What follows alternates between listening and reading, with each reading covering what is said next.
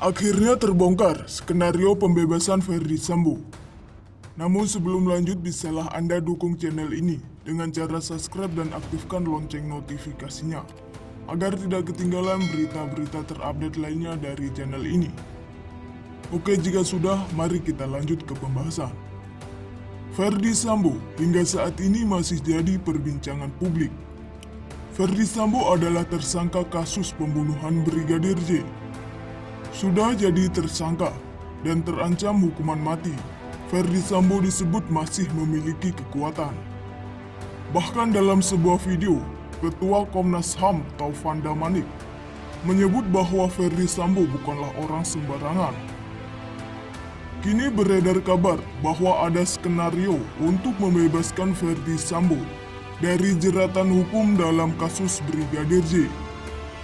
Skenario pembebasan mantan Kadif Propam Polri, Ferdy Sambo, dari jeratan hukum kasus pembunuhan Brigadir Nofriansah Yosua Huta Barat alias Brigadir J dibongkar oleh seorang wartawan senior, Nanik S. Deyang. Skenario pembebasan Ferdy Sambo itu diungkap Nanik melalui akun Facebook pribadinya pada Minggu 4 September 2022. Nanik mengatakan Ferdy Sambo bukanlah orang sembarangan. Ia memiliki kekuatan yang luar biasa, baik di kepolisian maupun jalur politik. Bukan tanpa alasan, kekuatan Ferdy Sambo ini diperoleh melalui bisnis-bisnis ilegal, di mana bisnis haram tersebut menghasilkan uang yang sangat banyak dan mengalir kemana-mana.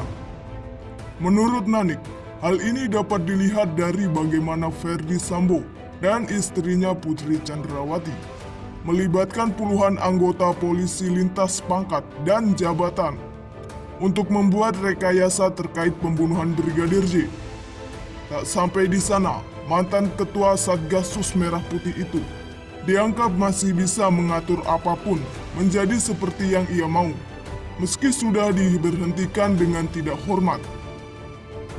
Karenanya tak heran apabila ada pihak-pihak tertentu yang kini tengah melakukan upaya pembebasan bagi Sambo, sehingga tidak dikenakan hukuman mati atau pidana seumur hidup. Terlebih pelecehan seksual terhadap Putri Chandrawati terus digunakan sebagai motif pembunuhan. Hal ini diduga upaya untuk menjadikan Sambo sebagai pahlawan keluarga. Ia juga menyinggung adanya ancaman serangan balik yang akan dilakukan kekaisaran Ferdy Sambo kepada masyarakat melalui berbagai media.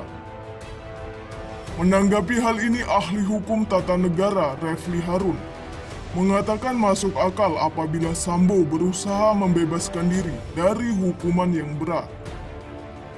Masuk akal ya, kalau sekarang ini Sambo berusaha membebaskan diri dari hukuman yang berat, paling tidak pasal pembunuhan berencana, kata Refli Harun. Kalaupun masih tetap dikenakan pasal hukuman berencana, tapi hukumannya tidak hukuman mati, tidak hukuman seumur hidup, tidak juga 20 tahun, tapi ya maksimal di bawah 20 tahun lanjutnya. Refli Harun pun tidak menampik kemungkinan adanya remisi yang diberikan kepada Sambo.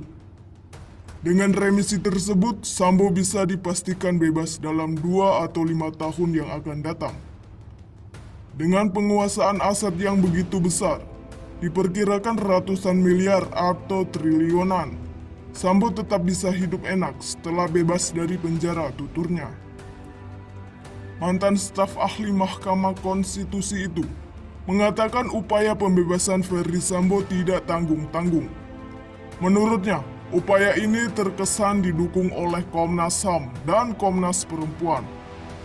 Upaya meringankan tersebut nggak tanggung-tanggung ya, seperti didukung oleh Komnas HAM, Komnas Perempuan yang memutar lagi lagu lama.